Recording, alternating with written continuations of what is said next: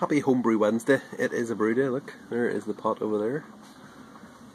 We are doing a New Zealand Pilsner. Version 2 this is. So I did the New Zealand Pilsner a few weeks ago, good few weeks ago. And it was absolutely fantastic. But it wasn't a Pilsner. Because you know, the whole thing with the yeast failed on me. We are redoing it as a Pilsner. So it's the real thing this time. So yeah, because even when I was drinking it the last time, it was fantastic, as I said. The aroma, the flavour, everything on it was fantastic. But I just felt that I really wanted to try it with a nice, clean lager type finish on it. So, so that is the reason why we're doing it. That and the fact that I've got the hops for it. So, the last time I used the Malteur, don't know. That's for bittering. That is 17.1%. I was going to use that in a smash. I don't know. Do you think that would be good in a smash beer? 17.1% though. It's pretty intense. It's a biggie. So that's the bittering, and then I've also got some Racao. What's that? 10.1%. And we've got some Nelson, 11.4%.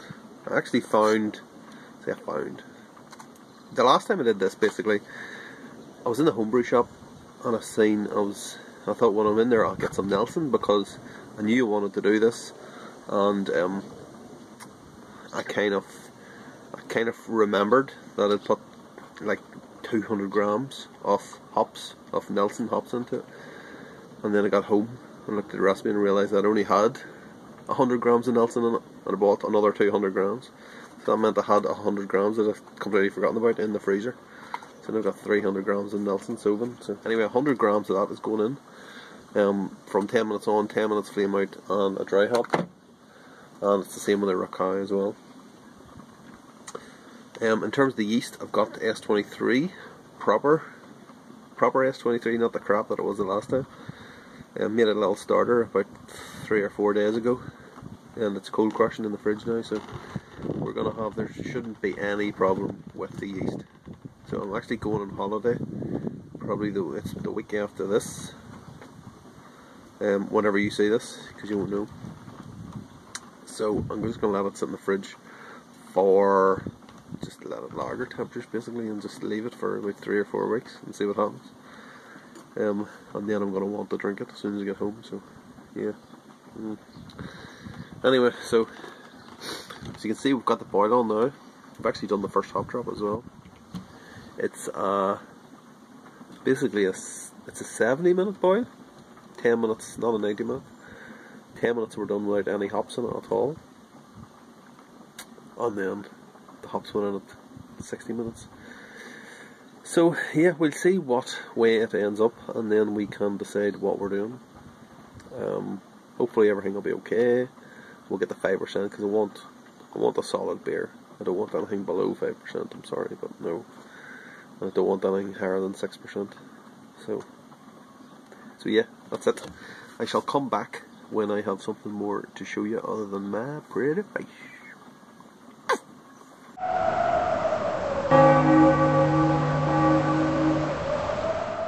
Very quick update. I was about to come in here, do a dry hop of the, there's like 50 grams of each, Mature, or not Mature, Nelson Sauvin and the Racao in there. I was about to do a dry hop, took a gravity reading on it, it's 1020. Now I don't know if that means it's stalled at 1020 or if it's just a lager and it's just taking its time, because it's been on, what, 3 weeks now? Something like that, so it's been like 13.5 degrees, plus or minus 1 degree. So yeah, we're kind of doing it properly. So I've given it a bit of a, not a shake, but you know, a bit of a rouse, let's say.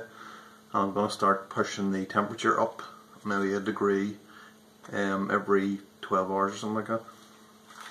And that will have to wait till we see what's happening here. But yeah, I just seen it was 10:20 and I started, the old cold sweat came on. I was just like, oh my god. Okay, I'm back. It's literally like 5-10 minutes later. Well, back inside, I was going to pour myself a drink, and I had another look at this, which was sitting on the kitchen windowsill. 10:10 it is now. Now, I said the last time it was 10:20. I'm sure that said 10:20 on it when I was in here the last time. But it's saying 10:10 on it now. I really think that the temperature was still quite low. I thought I had left it out long enough, so it looks like we are doing a dry hop. So, yes, after all, the first time I did this, I did a double dry hop in the fermenter. This time I'm going to do a double dry hop, but I'm doing the first one in the fermenter and the second one in the keg, which is going to be, the second one's going to be Nelson only. It's going to be pellets as well too. Now Frank's already warned me about this, so I don't know what's going to happen when I put pellets in, but I've got a nice little hop bag that, yeah, I'm hoping that's going to come through for me, so we'll see what happens, who knows. But, yeah, this is 50 grams of each going in now, so these are going to sit in here for between 3 and 5 days. There we go, that's that.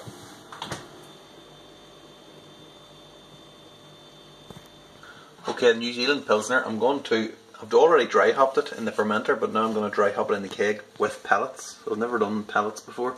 There's 50 grams of Nelson in there, and I've actually put a cable tie on it. I've sanitized the cable tie and tied it. I don't know what's going to happen. I'll probably fill up, I don't know actually, that's quite a thin mesh on that, so I don't, hopefully nothing's going to clog up.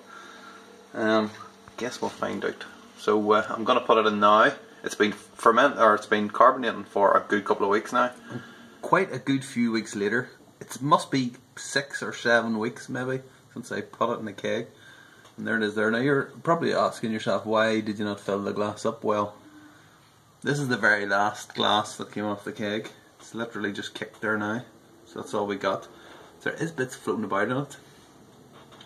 But yeah, we'll not worry too much about that. So it's still a bit hazy. I mean, you can't see stuff through it, okay, but it is never cleared. Never. I put gelatin in this, and it's never cleared.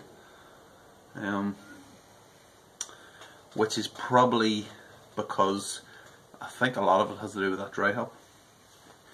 But let's get into it anyway. I'm sure we'll see. I mean, you have to say, like, the head on it is really nice, lovely and white. I'm quite pleased with how that's turned out. It smells good. It smells like Nelson, as it should do. When it was fresh, when it was like first carbonated out of the keg, the rakai on it was absolutely fantastic. That kind of real tropical fruit flavours. Now there's obviously tropical fruit flavours in the Nelson as well, but there's also kind of the whole kind of white wine thing and gooseberries and everything going on with Nelson. But the rakai and that made it really fantastic. I really do like the whole combination between the rakai and the Nelson. So yeah, on the smell, as I say, it's mainly Nelson now, but it's still really nice.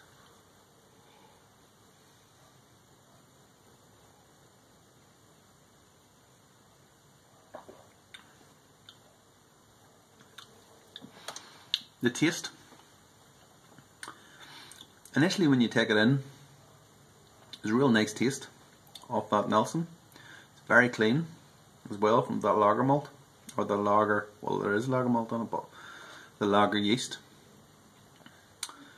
Unfortunately though, it's a little bit bitter on the back end, and it is quite grassy as well, so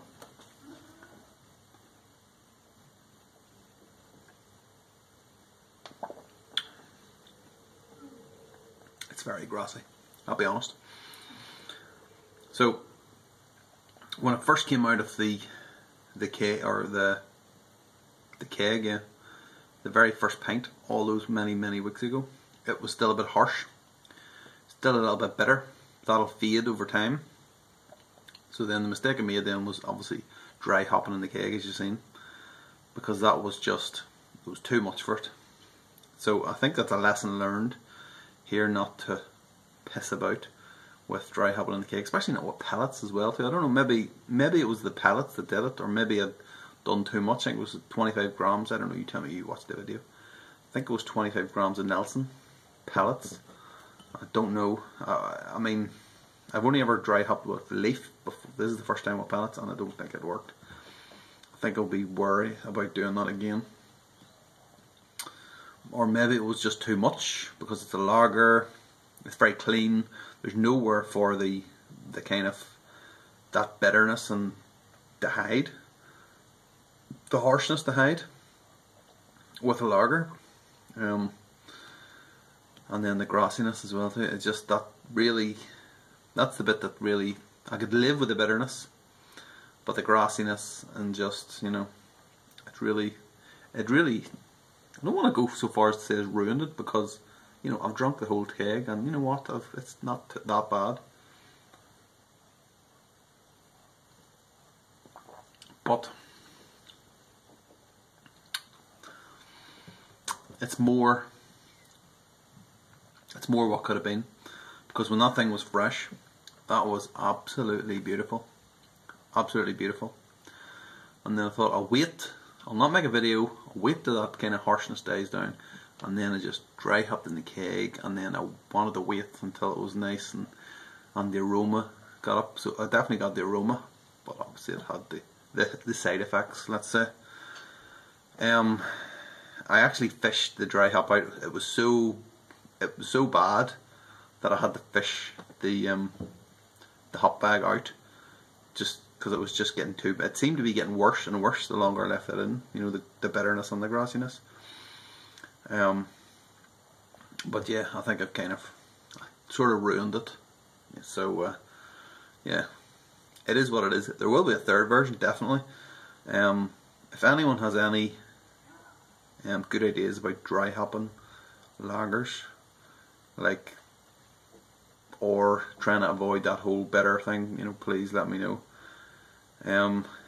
There's a couple of different options I could do. I mean, obviously you could, as I already said about the leaf, maybe I could get some leaf in one of those two hops. I'm definitely going to switch the recipe around as well, because I want more Rakai than Nelson. So I think it was maybe twice as much Nelson, or 1.5 times as much Nelson than Rakai. So I'm going to switch that about, whatever it was. And then maybe I shouldn't do any bittering hops at all. Maybe you just throw everything in at the end, because maybe that's where the bitterness came from in the first place. Although that could have been the dry hop, so I don't actually know, to be honest. It's only supposed to be 30 IBUs, but yet it tasted, it wasn't bitter, but it was just the kind of after bitterness, which is not necessarily coming from, I don't think, coming from the boil hops.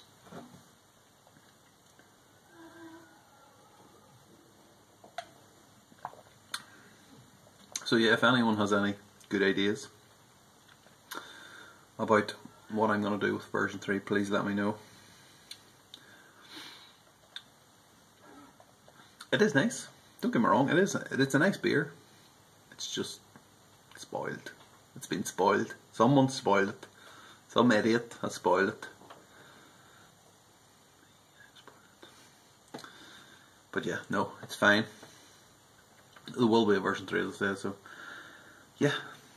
On that bombshell, I'm just gonna go. I live my life in the city. There's no easy way out. The days may be just too fast for me. Read accurately, so panic over. You seem like a right fucking banana now out there, Jim. You know what? Let's cut that there. No one needs to see that.